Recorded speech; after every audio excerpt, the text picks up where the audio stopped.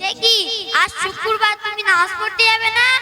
এই শোন, নামাজের কথা যেন আমার সামনে আর দ্বিতীয় দিন বলবি না, কথা যেন মনে থাকে।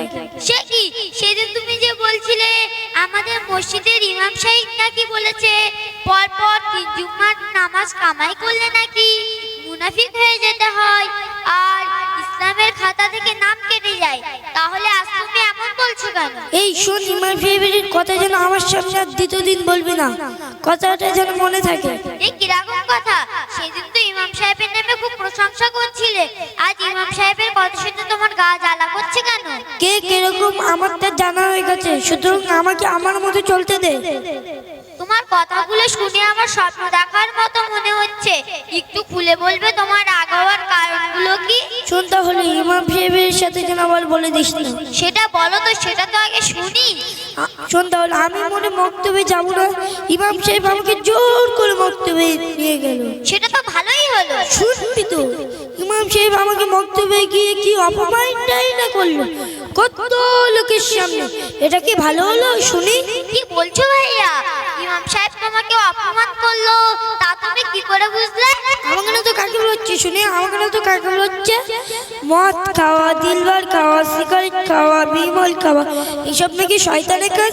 তাহলে আমাকে না তো কাকে বলছে, শুনি, আমাকে তো কাকে বলছে? আচ্ছা ভাইয়া, তোমার কি ইমাম সাহেবের সাথে কোনো রাগারাগি, মারামারি, ঝগড়াঝাটি আছে? তা অবশ্য নেই, তাহলে তুমি কি করে বুঝলে এসব কথা তোমাকে বলা হচ্ছে? আর তুমি জানো এসব কথা কুরআন হাদিসের কথা, তুমি এগুলো নিয়ে মন্তব্য করছো। তোমার পিছনে বড় শয়তান লেগেছে। আমি তোমাকে কতবার বলেছি ওই পাড়া খারাপ ছেলেদের সাথে মিশবে না, তুমি আমার কোনো কথাই শোনো না। আজ তোমার একটা ব্যবস্থা হচ্ছে। এই, তুই আমার কি ব্যবস্থা করবি? তুই আমার কি ব্যবস্থা করবি? সেদিনের কথা মনে আছে তো? বাইরে গিয়ে আব্বুর সাথে সব বলে দেব, তখন বুঝতে পারবে। এ ভাই শোন, আমার মাথাটা খুব গরম ছিল, ভুলে ভালে বলে দিয়েছি, তুই যেন বাড়ি গিয়ে আবার আব্বুর সাথে বলে দিস না। আজ আমি তোমার কোনো কথাই শুনবো না। আমি রানিং দেখছি তোমার বক্তব্যের কথা শুনলে, জলসার কথা শুনলে, নবী দিবসের কথা শুনলে তোমার গায়ে জ্বালা চড়ে। আজ তোমার একটা ব্যবস্থা হচ্ছে। তাহলে কিছু তুই যুক্তি পরামর্শ দে তো। আল্লাহ পাক কুরআন হাদিসের মধ্যে বলেছে তোমরা শয়তানকে অনুসরণ করো না, সে তোমাদের প্রকাশ্য শত্রু। তাকে অনুসরণ করলে জাহান্নামে পড়তে হবে। কোনটা যে জান্নাত আর কোনটা যে জান্নাত আমি তো সেটাই জানি না। এগুলোর জন্যই তো বক্তব্যের ব্যবস্থা, কিন্তু সেগুলোর দিকে তাকাও না, উল্টে তাকে বিরোধিতা করো।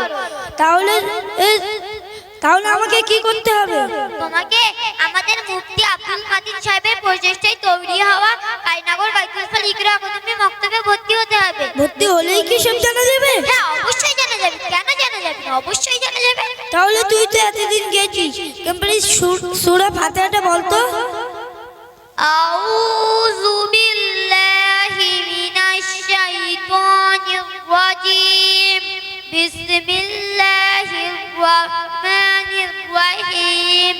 আলহামদুলিল্লাহি রাব্বিল আলামিন। আর রাহমানির রাহিম। মালিকি ইয়াউমিদ্দিন। ইয়্যাকা না'বুদু ওয়া ইয়্যাকা নাস্তাঈন। ইহদিনাস সিরাতাল মুস্তাকিম। সিরাতাল লাযীনা আন'আমতা আলাইহিম গায়রিল মাগযুবি আলাইহিম ওয়ালাদ-দাল্লিন। এটা তো বললি, তাহলে বলতো কেউ মারা গেলে কি বলতে হয়? কেউ মারা গেলে বলতে হয় ইন্না লিল্লাহি ওয়া ইন্না ইলাইহি রাজিউন। ঠিক আছে, এইবার বলতো হাইয়া আলাস সালাহ হাইয়া আলাল ফালাহ দোয়াটা কি? কারণ হাইয়া আলাস সালাহ হাইয়া আলাল ফালাহ দোয়াটা হলো লা হাওলা ওয়া লা কুওয়াতা ইল্লা বিল্লাহিল আলিয়্যিল আযীম।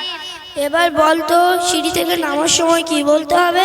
নামার সময় বলবে সুবহানাল্লাহ।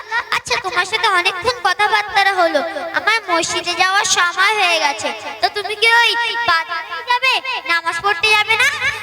আমি এখন সব কাজ বাদ দিয়ে মসজিদে যাব নামাজ পড়তে।